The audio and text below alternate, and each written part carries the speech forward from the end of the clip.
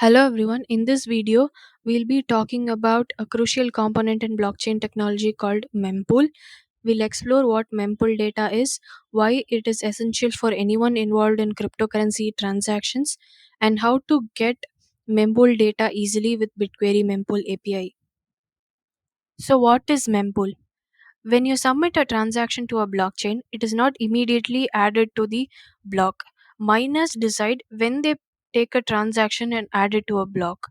This waiting area, or the place where all the unconfirmed transactions wait for their chance, is called mempool.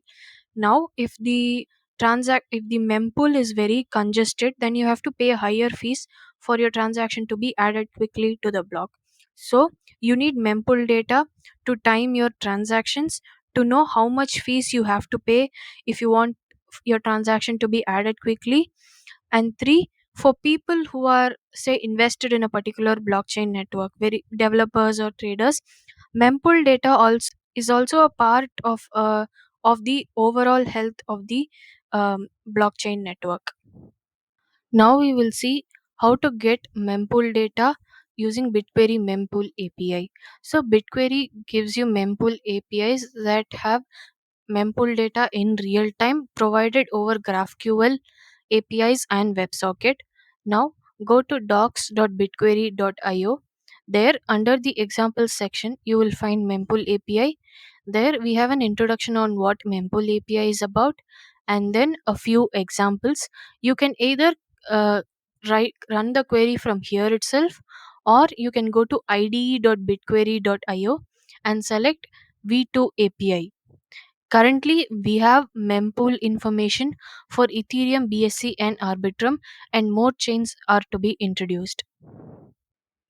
We will now write a query that will subscribe to the latest mempool transactions on the Ethereum network. If you're not sure of how to get started, you can refer to the examples given in the documentation. Now I've written subscription, and within that EVM mempool true, a network is Ethereum. Now I can use this builder to select the transactions and then select the fields that I want to be displayed. Now this block hash and number are the simulated block hash and number if this transaction is to be confirmed. Now within the transaction I'll select hash, time, to, value and type.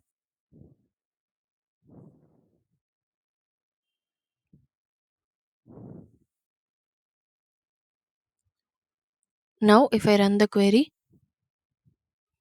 this is capturing all the broadcasted transactions in real time on the Ethereum network.